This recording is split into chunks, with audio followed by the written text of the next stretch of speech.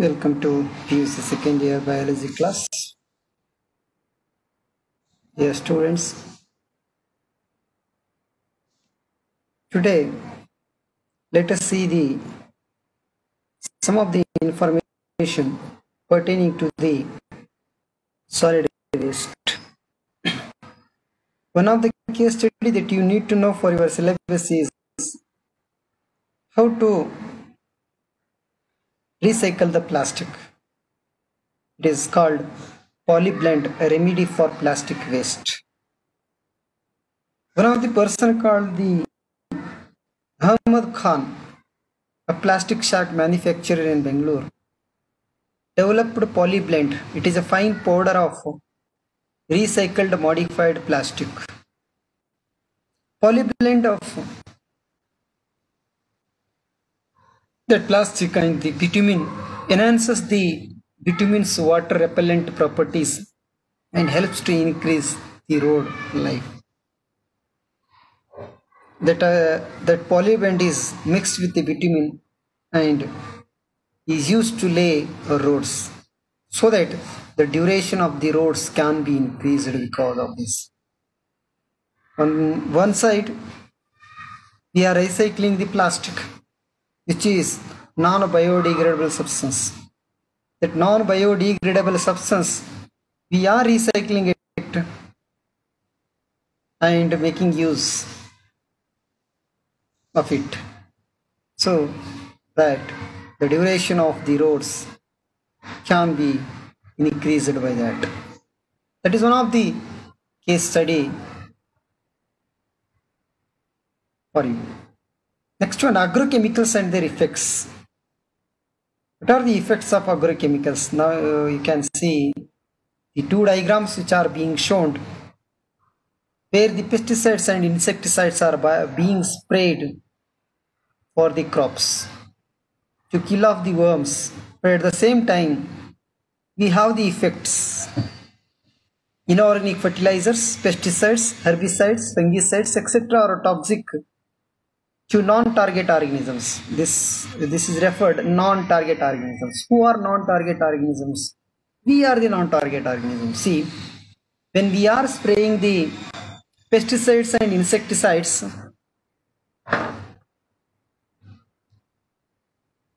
the purpose of that is to kill the worms which are present in that crop.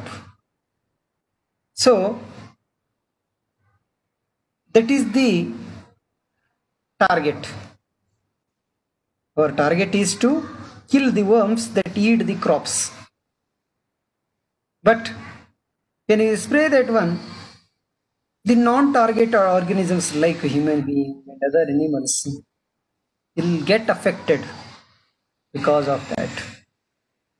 It are important components of the soil ecosystem. These are biomagnified in the terrestrial ecosystem. They keep on moving in the terrestrial ecosystem.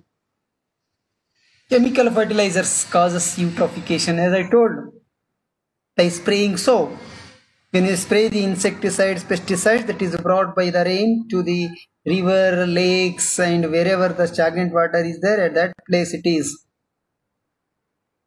remaining, and once when it is remaining, that leads to the growth of the algae, that leads to the formation of the forest in that particular area. There are so many problems because of that, and one of that is chemical fertilizers cause eutrophication. Eutrophication is nothing but the slow natural aging of the lakes because of these pesticides, insecticides, herbicides, fungicides, fertilizers that are being sprayed by the farmers is brought by the water and taken to the water body like rivers, lakes, pond, and even in the slopey areas.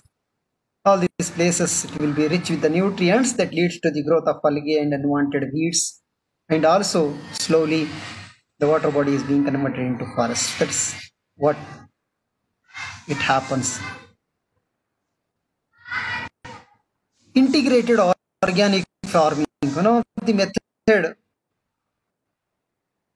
that is being followed is, again, this is one of the case study, agrochemicals and their effects in that. integrated organic farming. It is a cyclical zero waste procedure where waste products from one process are cycled in as nutrients for other processes. This allows maximum utilization of resource and increases the efficiency of production. Ramesh Chandra Dagar, one of the a great person you can see in the picture. Ramesh Chandra Dagar, a farmer in Sonipat, Haryana, included beekeeping. This is one of the case study that is being taken into our syllabus. He has undertaken multiple of works in a given particular land. He included beekeeping in that, dairy management, water harvesting, composting and agriculture in integrated organic farming. Many things he has taken at a time in this small piece of land. You can see organic cattle feeding. So from the crops, from the waste, from the field, the food is brought and feed it to the cattle. And from the cattle, you will get the milk. And also, they are being used for the working in that field. At the same time, whatever the waste material that remains is used for making the compost out of it. That compost is put to the field for the better yielding, so that I will get the better yielding. That can be used for the cattle feeding. You will get the milk from that. I can go for the dairy farm management and organic replacement. By that, I can get the organic fruits, organic crops. So many things will be there. This is one of the case study that is undertaken by the Ramesh Chandra Dagar, which is there. Integrated organic farming, we say. Integrated organic farming. In this case, you can see nothing is waste. The waste material, you can see, after the harvesting, whatever the waste material comes, it is used for the cattle feed. From the cattle, I get milk, dairy management. And from the excrete of the cattle, I use it for the composting to the field. As I am using the composting for the field, I will get the more yielding. That too, organic. Organic foods can be obtained from these. You can see multiple work is being done in the same small piece of land. This is what we say integrated organic farming. With zero waste, they have undergone. Advantages of this integrated.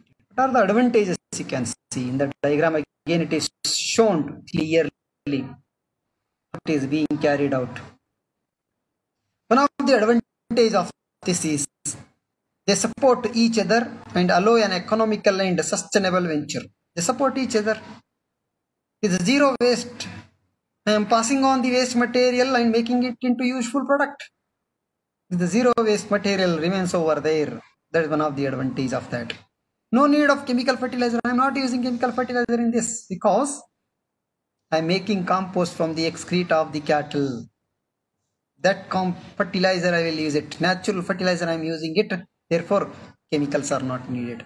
As dung is used as a manure. Crop waste is used to create compost. Yeah, whatever the waste that is generated, I go for vermicomposting. I use earthworms for the breaking down of organic material. Make it compost from the waste material to generate natural gas. Even I can use it for generating the natural gas from the cow dung. I use it for the production of the natural gas that provides energy for the farm. Again, from that I will get the energy. So there are so many benefits of that. Multiple activities can be carried out in a smaller piece of land. Dagar has created Haryana Kisan Welfare Club, you see, to spread information about integrated organic farming. Integrated organic farming is one of the best benefits the farmers can undertake. In a small piece of land, many benefits I can get it. That is what one of the case study which is being given to your syllabus. I repeat once again, the advantages of the organic farming. They support each other and allow an economical and sustainable venture. Second one, no need of chemical fertilizers as cattle dung is used as manure. Third, crop waste is used to create compost. or to generate natural gas that provides energy to the farm. And also, Dagar has created Haryana Kisan Welfare Club to spread out the information among the farmers about integrated organic farming. These are the two topics that we have studied today, and other things we'll see in the next class.